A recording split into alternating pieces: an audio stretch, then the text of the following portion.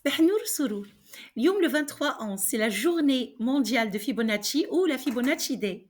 Mais qu'est-ce que la suite de Fibonacci? Avant de poursuivre la vidéo, n'oubliez pas de vous abonner à la chaîne YouTube Réussir mon maths, d'aller au groupe Réussir mon bac et d'inviter des gens. Sinon, revenons à la suite de Fibonacci et à la Fibonacci Day. On va commencer d'abord. Je vous présente d'abord Monsieur Fibonacci, c'est lui. On va définir d'abord ce que c'est qu'une suite avant de passer à Monsieur Fibonacci. Alors, une suite, c'est une succession de nombres reliés entre eux selon une certaine logique. La succession les termes de la suite, ils sont appelés des termes UN. Donc, on a le premier terme, c'est U0, U1, U2. Je peux aussi définir une suite comme étant une fonction de l'ensemble des entiers naturels vers l'ensemble des réels. Pourquoi la suite de Fibonacci, elle est si spéciale? En fait, comment j'obtiens cette suite? Regardez bien les nombres. Donc, le premier terme de la suite, c'est 1. Le deuxième terme aussi, c'est 1. Ils sont identiques, U0 et U1.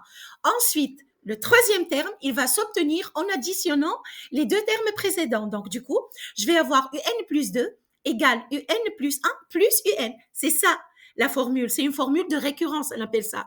On a les deux premiers termes qui sont U0 égale 1, U1 égale 1 et UN plus 2 égale UN plus 1 plus UN.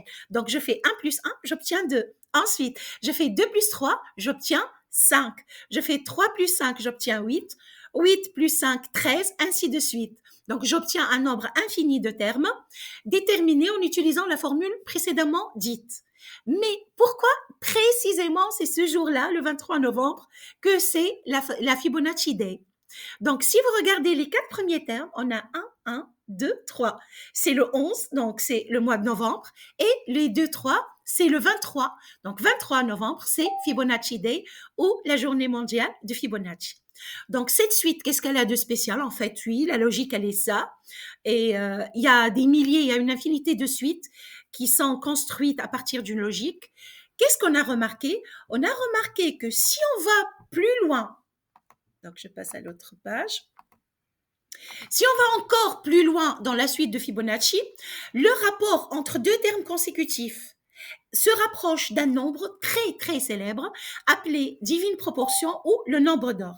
Ce nombre magique, il se retrouve partout dans la nature, dans les êtres humains. Donc, tu trouves ce nombre dans la position des fleurs sur une tige, la coquille d'un escargot et même dans le nombre de pétales d'une marguerite, ma fleur préférée. Tu le trouves aussi, ce rapport, si tu fais le rapport entre la distance entre ton nez et ton front et ton nez et ton montant, on trouve que ce nombre, il se rapproche de cette divine proportion, phi qui est égale à racine de 5 plus 1 sur 2. Donc, il est très connu, surtout ce nombre, parce que la Joconde, l'œuvre d'art de Léonard de Vinci, la Joconde ou la Mona Lisa, tu as l'impression qu'elle te regarde partout, partout où tu te positionnes, tu as l'impression que la Joconde te regarde.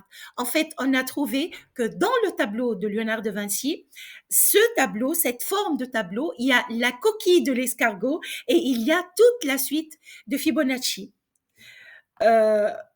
Si je vais parler de Fibonacci, je ne vais pas m'arrêter.